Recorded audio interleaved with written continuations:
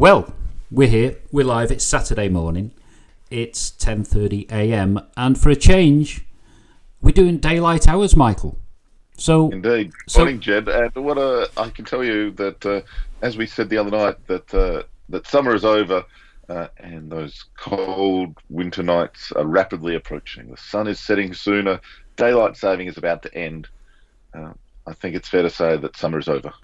so tell me, how you've been keeping yourself warm at night, Michael? Have you got an extra few togs on the duvet? I can see is it a Christmas jumper you've got on there? You're looking wrapped up. It is a woolen jumper. It's not a Christmas jumper, but got to mix things up. And I think that any day now I'm going to have to turn on the heating. I've not done that yet, but I'm sure I'll do that soon. Oh, it's on the cards, and it's a serious subject, isn't it? For a lot of people on the Isle of Man, because our fuel costs are not cheap, and if you're on the gas, I don't know whether you follow the gas. Are you on gas where you are?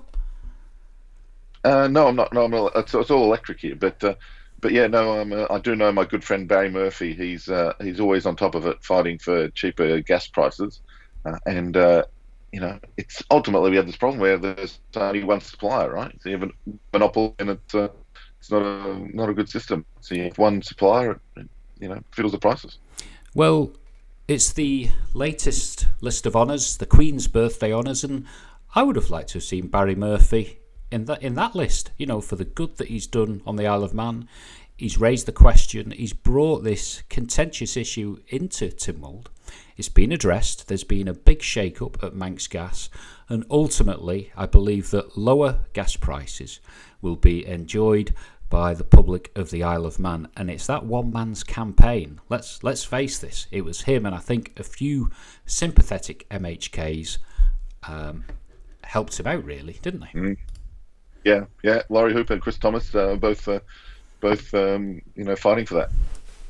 So, I mean, really, you think the effort that Barry put in, the good that he shared out across the island, and maybe one day he'll be recognised publicly, because in our honours list we've got David Ashford, MBE. He's got a gong, along with... Congratulations. Yeah, I think it's always good for people to be recognised, and there's one that caught my eye. Forgive me, I didn't have a chance to take note of all the winners of the awards, but a guy called Gareth Hinge, and it's a nice little story how he was delivering essential goods and parcels and food round the north of the island in a minibus at the height of the crisis in those sunny times in April, May. So well done, Gareth. I kind of know you, so it's nice to see the right accolade in the right places. Yeah, no, exactly right. When back in April, I wrote to the British government suggesting the introduction of a coronavirus medal for service, which would have been, I suggested that be issued to recognise the service of the brave people who did our nation so proud during the coronavirus pandemic. I think that we as a community, as a society, are grateful to the thousands of dedicated workers across the private and public sectors. Those nurses, those doctors, those frontline medical staff, but also the cleaners, the social workers, the prison and police officers, those in our mail services and our schools, and the volunteers and the charity workers. And so, I thought that would have been a good idea, and maybe that's something that can be done in the fullness of time. There is precedent. The government did award an Ebola virus medal for service back when a number of British people were deployed into Africa to fight the Ebola virus. And so maybe this is a precedent for now a coronavirus medal for service. As long as it's fair and the right people get awarded, but that is very difficult. I mean, over the years on the Isle of Man, you see a few things that got shared out, and I think of one little community in particular where it was almost like all the good people, all the the well-placed people managed to get a few letters after the names. It's not happening now so much, which is good. And you look right across the award system, and it can never be fair. We can never get everyone gets the recognition they deserve, because there could have been someone, say, at Abbotswood It could be someone who's a domestic. It could be someone that did a really tough job, had no training, and they had to adapt within days to become a clinical specialist when people are dying around them. Yeah, and I'm sort of skeptical of the idea of awards in general, because they're a bit of a hangover from a previous time of nobility and so on. But if we're going to have awards, I'm much more egalitarian, rather than giving it to just the people who with the famous jobs at the top. I'm much more in favour of giving it to the folks, of the key workers at the bottom, as it were. Okay, we'll move away from that topic, but I'll just sign off with Sir Jimmy Savile. So then, there we go. I've got it off my chest. We'll move on, and I think we should talk about testing. It's something I know you've got a great interest on, and there's been a shift in policy recently. What's happening? Yeah, so up until recently, a returning resident was able to get a test after they'd 7 days after they arrived on the Isle of Man, and if the test did not detect any coronavirus in their body or whatever, on the swab thing, then those people were allowed to go out and about in the community under a modified self-isolation. So basically, they're allowed to go for exercise by themselves. They're allowed to go to work. They're allowed to go and buy essentials, sort of like during the lockdown period that we all endured back in April. And so, in that sense, that has now been removed, which is a bit sad. Right from this thing, I think this Isle of Man government has been consistently testing too few people, and I'm a big fan of test in the morning, test in the afternoon, test with new technologies as they arise. We have this on-island facility, which I think is one of the things that the government did belatedly do well, which is to build the thing. And now let's use it. Right? There are so many things that we should be skimping our money on, but trying to reduce the number of tests that are conducted for coronavirus here on the Isle of Man, both for an individual basis, I think is bad, and reducing it from a broader community basis is bad, because not only does testing benefit the individual because it allows them to have more information about their own body, but secondly, it allows us to benefit the community because then we have more information about the community more widely. Well, you may have spotted on Twitter we've got Dr. Rachel Glover, who is a big part of the testing team and just general COVID scenario on the Isle of Man, and she's quite vocal. Certainly on social media, and I've just done a screenshot and it's on screen now, and she says, in ditching day 7 testing, we're losing valuable data. If Komen want a 14-day isolation without evidence, then add a 13 test with release on day 14, and so on. But what it's demonstrating is there's a difference of opinion amongst the clinical specialist and maybe the politicians. Yeah, exactly right. And so she has a point of view, and it's an incredibly valuable point of view. She's picking up on that thing that it's just there's benefits to the individual, and there's benefits to the community, and so that's exactly what she's saying. And good on her for having her view and sharing that publicly. I think that sort of public debate and public discussion is good. I heard a bit of her on Manx Radio the other day, and I think it's good to hear that sort of public discussion. It's interesting, and I think this is going to run, and I think Laurie Hooper, who is known to you, will be asking questions in the next Tynwald session. Would that be right?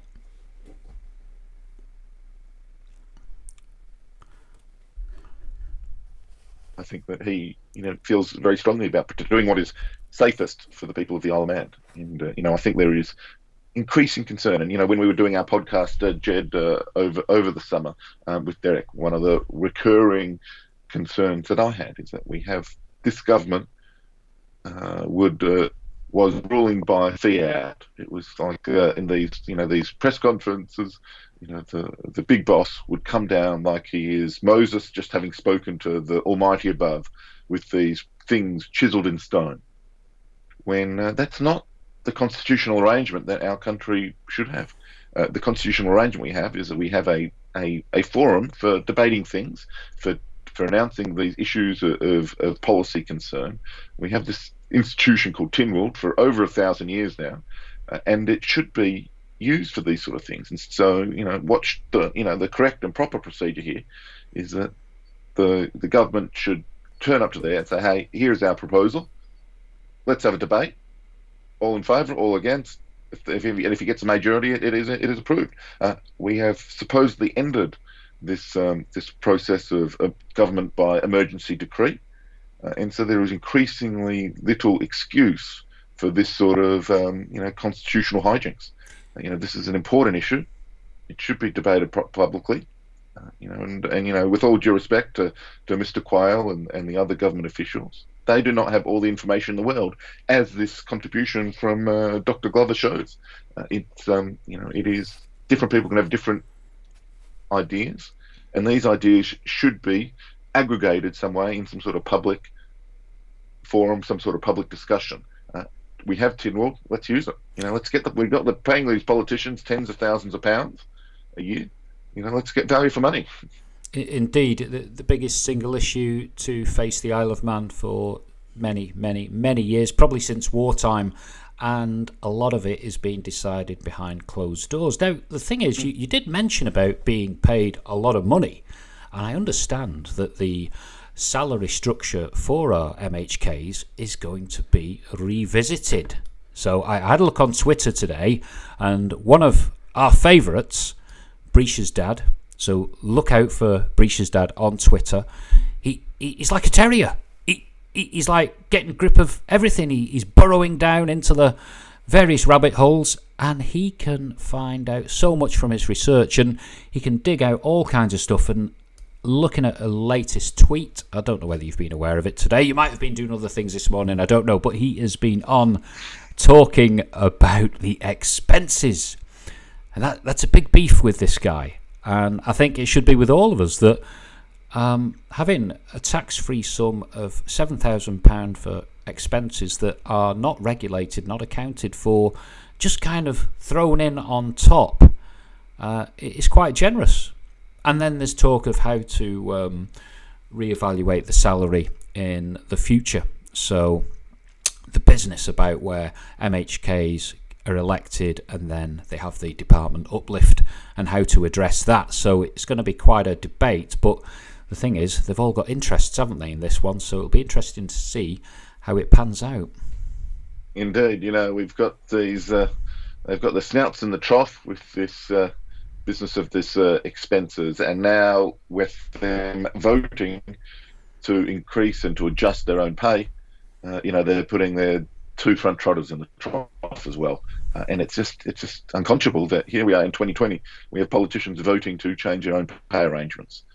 It's not going to save anyone money with this arrangement of any meaningful amount of money, and it is, it just is bad governance. People in public office should not be setting their own pay. That should not be a controversial idea. It should be outside politics. You can set up some system of some sort of multiple or some sort of factor of median wages in the community, tie it to that, and then it never becomes an issue ever again. And quite right. And the thing is, there's recommendations made in reports, and it would appear that they've been ignored in respect to the structure of Tynwald and so forth. So yeah, we'll look out for that one. And that's this week. I've not really had a chance to see what's on the agenda for Tynwald, so we can talk about that later on in the week. But have you noticed anything else in the headlines this year, this week, that's caught your eye?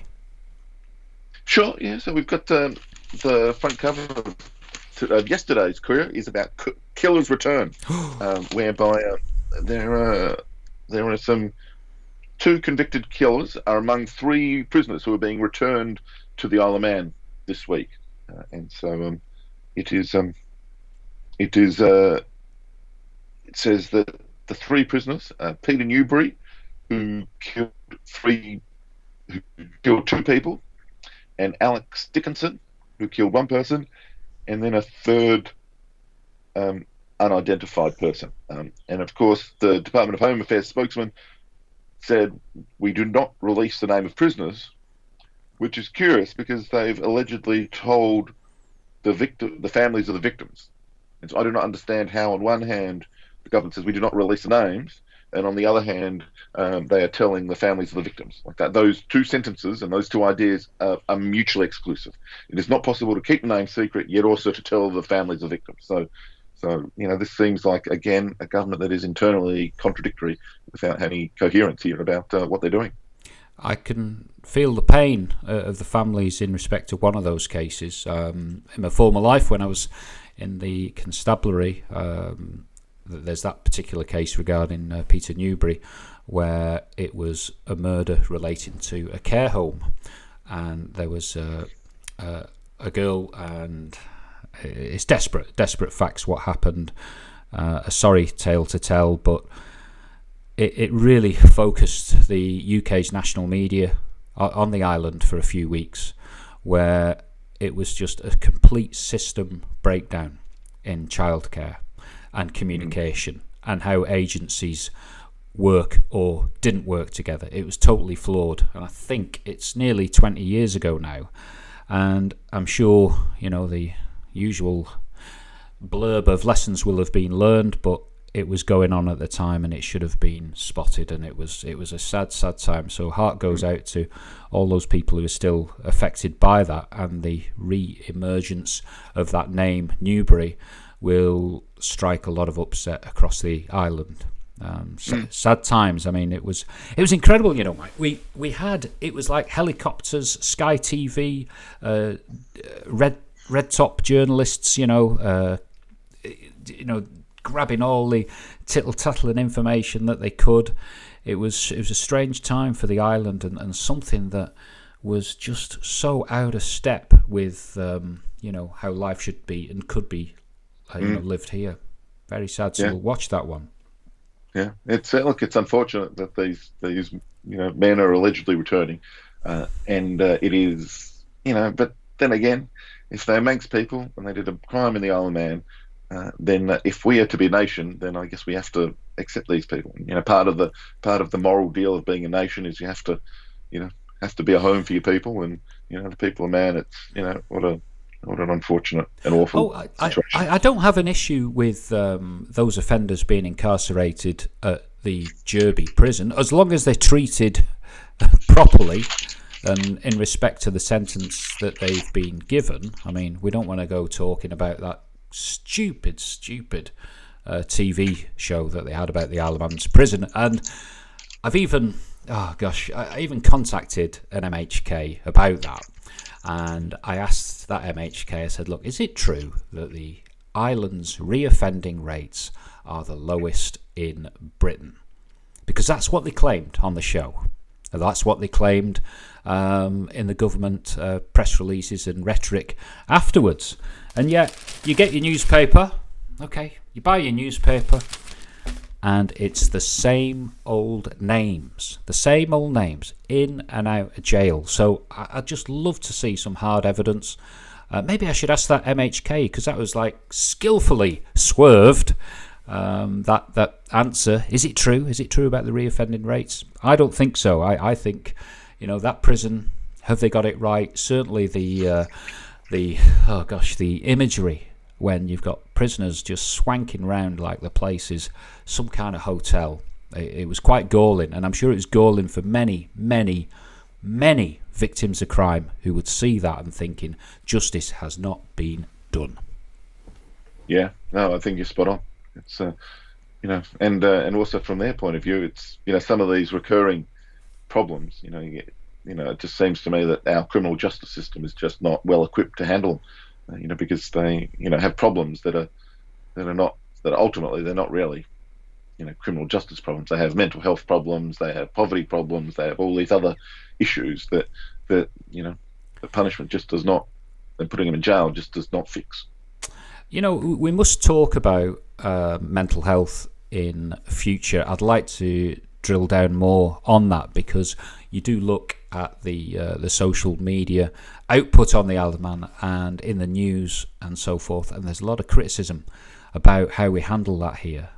Maybe it's one for the future. Maybe we could get someone in. Maybe we could learn a little bit more from the experts, because it's just there. It's there. It's in the newspaper all the time. Okay, have we got anything else to finish off with, Michael? We're on 25 minutes now. No, that sounds good. I think you should have a wonderful weekend, Jed. Be awesome, be strong, behave. I will. I'm on the golf course this afternoon. It's the annual match, Rowney Golf Club against Douglas. We welcome them down to play in an event, and there'll be a great game and a few beers yourself. And today, what are you doing? Are you just relaxing this afternoon? No, I'm off to the Isle of Man Women's Netball Academy today. They've got their whole bunch of training and assessment on psychological bits and pieces, on physical training, and that'll keep me out of trouble over at Bemmerhague this afternoon. Oh, great facility. Well, Michael, I hope that goes well. You have a lot of fun, and we'll catch up again in the week. So we'll sign off now. Goodbye. Cheers, Jed.